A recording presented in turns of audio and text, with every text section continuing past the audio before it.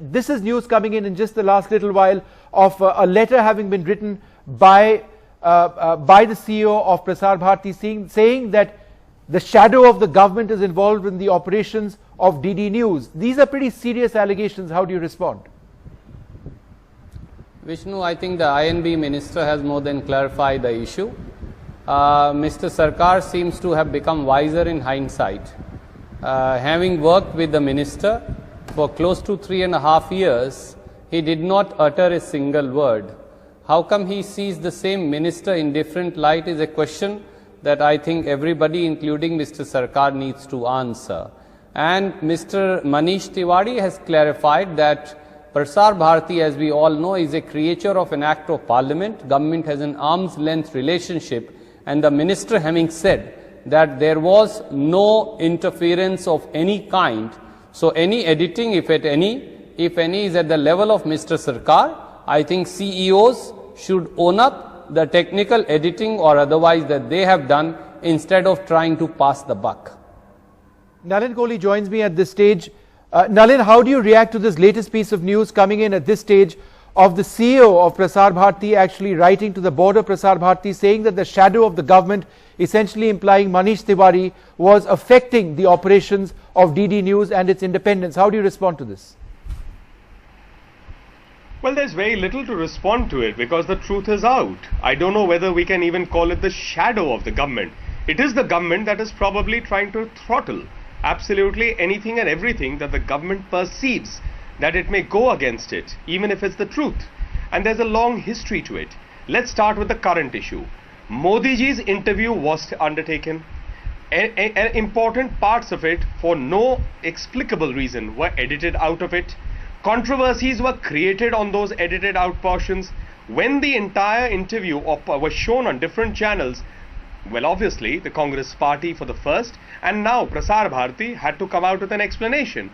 And the only credible explanation that could have come out is the one that probably that the officials of Doordarshan have put out, that they were under some kind of pressure not to show aspects that probably showed Mr. Modi in the true light, in how he should have been seen.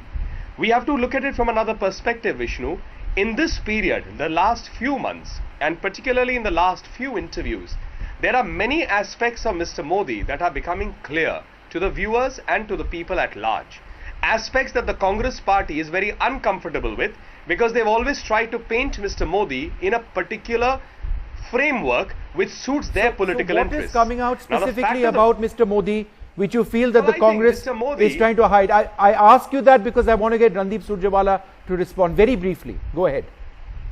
Well, very briefly, I think Mr. Modi is a clear-headed political person. Okay. He has no negative agenda. He has an agenda of development. There are aspects of his personality that are very positive, and the Congress party would not like to obviously put it forth. But none of these aspects you talk about were there in that interview which was edited. You're making a broader political point. Let me talk about the Priyanka Gandhi issue or the Priyanka Vadra issue. He never said she is like my daughter. And it came out first in a news report, then Ms. Priyanka Vadra responded to it, Mr. Chidambaram responded to it, and when finally the unedited portions were shown by other channels, it was very clear how clearly Mr. Modi had spoken. He said she is a daughter and is entitled to campaign so the context for her mother was completely as different. A sister to campaign. But the larger point you make, Nalin, so therefore, there was nothing objectionable. Yeah, so exactly. So the larger point that you make is that why was it edited out?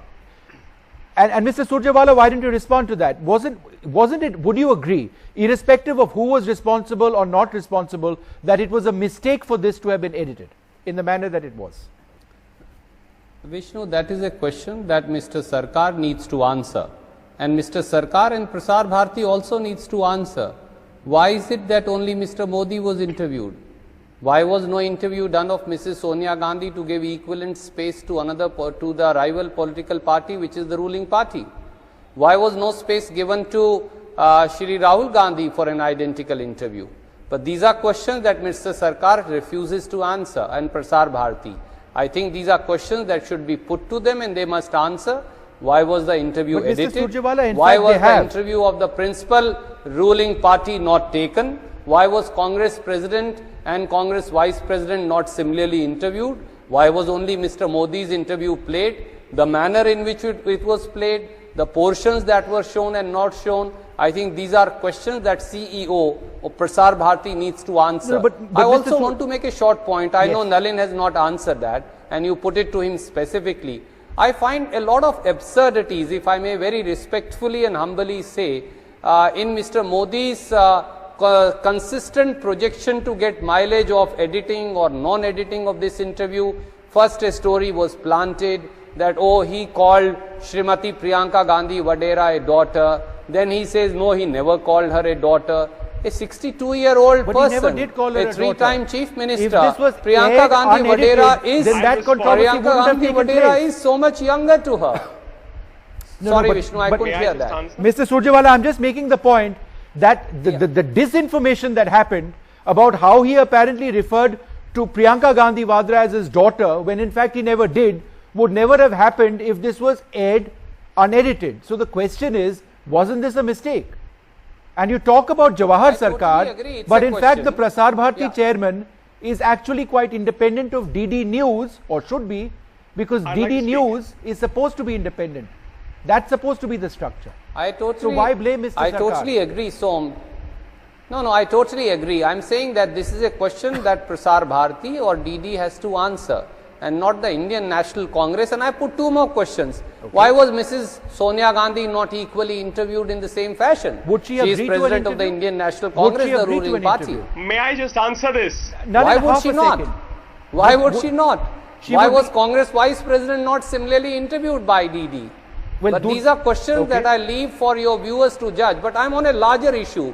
When Mr. Modi speaks about Shri Ahmed Patel, and when he tries to, in a similar fashion in which he jeers and denigrates his political opponents, tries to show a linkage where none exists, what is it that Mr. Modi trying to do?